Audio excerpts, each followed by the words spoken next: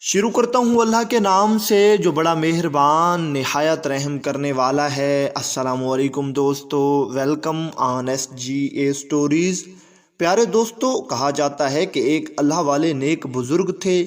دین کی تبلیغ میں ان کا کوئی ثانی نہیں تھا۔ وہ دین کی تبلیغ اور ترویج و اشاعت کے لیے مختلف علاقوں کا سفر بھی کرتے تھے اور لوگوں کو راہ حق اور ہدایت کی طرف بلاتے تھے۔ ایک مرتبہ وہ نیک بزرگ ایک عیسائیوں کی بستی کے قریب سے گزر رہے تھے۔ اس بستی کے اوپر عیسائیوں کی صلیبیں لٹک رہی تھیں۔ تھوڑی دیر کے بعد وہ بزرگ ایک کنویں پر پہنچے۔ عصر کی نماز کا وقت تھا۔ اس بزرگ نے عصر کی نماز ادا کرنے کے لیے وضو کیا۔ وہاں اس بزرگ کی نظر ایک لڑکی پر پڑی۔ اسی وقت شیخ کا سینہ وہیں خالی ہو گیا اور وہ شیخ اپنے مریدین سے کہنے لگے، جاؤ، واپس چلے جاؤ، میں ادھر جاتا ہوں جدھر یہ لڑکی ہوگی۔ میں تو اب اس کی تلاش میں جاؤں گا۔ مجھے اس سے عشق ہو گیا ہے۔ میں تمہیں اب کچھ بھی نہیں دے سکتا۔ مریدین نے جب یہ دیکھا تو وہ رونے لگ گئے اور کہنے لگے، شیخ آپ کیا کہہ رہے ہیں؟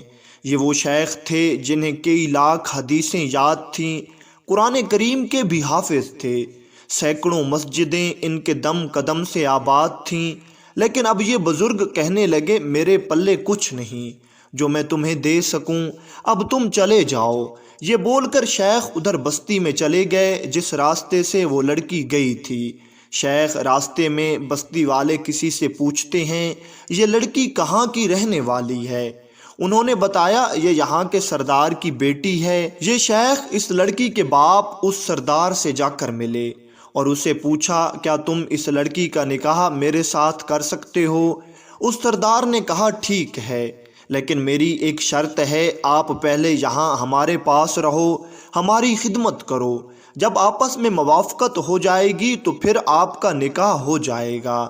وہ شیخ فرمانے لگے، مجھے یہ منظور ہے۔ سردار کہنے لگا، میں تو عیسائی ہوں اور ہمارا سوروں کا ریوڑ ہے، آپ کو وہ ریوڑ بھی چرانا ہوگا، کیا آپ کو یہ کام کرنا منظور ہے؟ وہ شیخ اس پر بھی راضی ہو گئے اور فرمانے لگے کہ ہاں، میں آپ کی خدمت کروں گا۔ اب ہوا کچھ یوں، شیخ صبح کے وقت خنزیروں کا ریوڑ لے کر نکلتے، سارا دن چرا کر شام کو واپس آیا کرتے۔ ادھر مریدین جب واپس گئے اور یہ خبر لوگوں تک پہنچی تو کئی لوگ صدمے سے بے ہوش ہو گئے۔ لوگ حیران تھے کہ اے اللہ، ایسے ایسے لوگوں کے ساتھ بھی تیری بے نیازی کا یہ معاملہ ہو سکتا ہے۔ ایک عرصہ اسی طرح گزر گیا۔ اس اللہ والے کا ایک نیک مرید تھا جس کو اپنے پیر و مرشد پر اعتبار اور یقین تھا اور وہ ہر حال میں اپنے مرشد پر بھروسہ کرتا تھا۔ وہ سوچنے لگا کہ بے شک میرے شیخ صاحب استقامت والے ہیں، اس معاملے میں بھی ضرور کوئی نہ کوئی حکمت ہوگی۔ وہ مرید ساری رات اللہ کے حضور رو کر گڑ گڑا کر دعائیں کرتا رہا، یا اللہ میرے مرشد کو معاف فرما دے، ان کے حال پر کرم فرما۔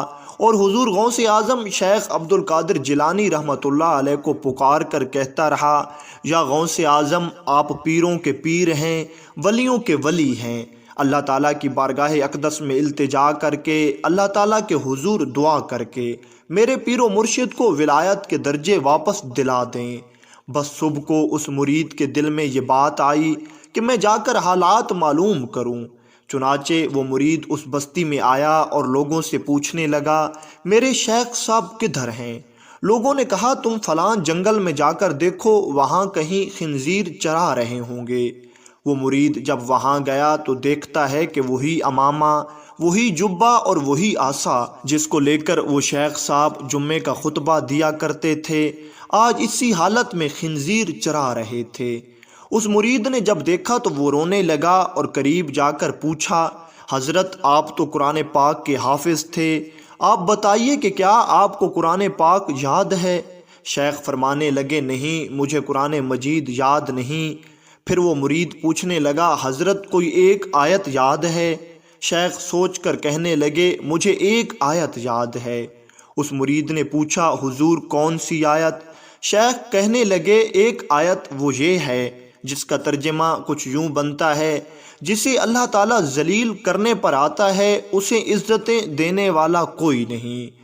حضرت اب پورا قرآن بھول گئے اور صرف ایک آیت یاد رہی جو کہ آپ کے حال کے متعلق تھی۔ یہ سب دیکھ کر وہ مرید بہت پریشان ہوا۔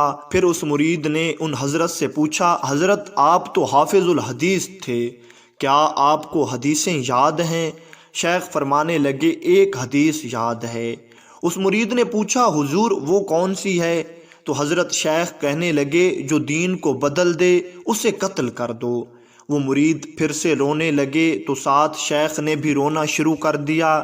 شیخ روتے رہے اور روتے ہوئے فرمایا، اے اللہ، آپ سے یہ امید تو میں نہیں کرتا تھا کہ مجھے اس حال میں پہنچا دیا جائے گا۔ شیخ رو بھی رہے تھے اور یہ فکرہ بار بار دہرا بھی رہے تھے۔ اللہ تعالیٰ نے شیخ کو توبہ کی توفیق عطا فرما دی اور شیخ نے توبہ کی، اور اللہ تعالیٰ نے اس شیخ کی توبہ قبول بھی فرما لی اور اس شیخ کی ساری کیفیتیں واپس لوٹا دیں۔ پھر بعد میں اس مرید نے پوچھا، حضرت یہ سارا معاملہ کیسے ہوا؟ شیخ نے فرمایا، میں بستی کے قریب سے گزر رہا تھا، میں نے صلیبیں لٹکی ہوئی دیکھیں تو میرے دل میں خیال آیا، یہ کیسے کم عقل بے وقوف لوگ ہیں جو اللہ کے ساتھ کسی کو شریک ٹھہراتے ہیں۔ بس یہ کہنا تھا کہ اللہ تعالیٰ نے میری اس بات کو پکڑ لیا اور فرمایا، عبداللہ اگر تم ایمان پر قائم ہو اور ہمارے ساتھ کسی کو شریک نہیں ٹھہراتے تو کیا یہ تمہاری عقل کی وجہ سے ہے؟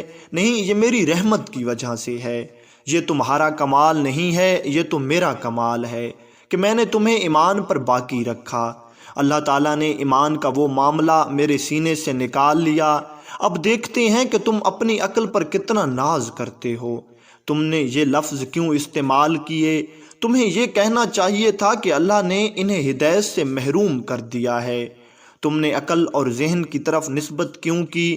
بس وہ دن تھا اور آج کا دن، میرے سینے سے اللہ تعالیٰ نے ایمان کاملہ نکال لیا تھا، اور آج جب تم میری تلاش میں ڈھونڈتے ہوئے میرے پاس آئے اور مجھ سے قرآن کے بارے میں سوال کیا، پھر حدیث کے بارے میں پوچھا، تو مجھے احساس ہوا اللہ تعالیٰ جس کو چاہے نواز دے، جس کو چاہے ہر نعمت سے محروم کر دے، اور ایمان کی دولت ایک بہت بڑی نعمت ہے۔ میں نے تم کو یہ آیت سنائی اور حدیث سنائی تو میں نے اللہ تعالیٰ کی بارگاہ الہی میں عرض کیا، یا اللہ مجھے معاف فرما دے۔ بس میرا یہی کہنا تھا کہ اللہ تعالیٰ کو میری ادا پسند آئی اور مجھے میرا سب کچھ واپس لوٹا دیا گیا۔ شیخ نے سارا حال سنایا اور اپنے اس مرید سے فرمانے لگے، تم میرے سچے مرید ہو، یہ تمہارا مجھ سے عشق ہے جو میری تلاش میں تمہیں یہاں لے آیا، اور تمہارا آنا اللہ کی رحمت کا سبب بنا اور مجھ پر کرم ہو گیا۔ بے شک ہمارا اللہ تعالیٰ بہت مہربان اور غفور الرحیم ہے۔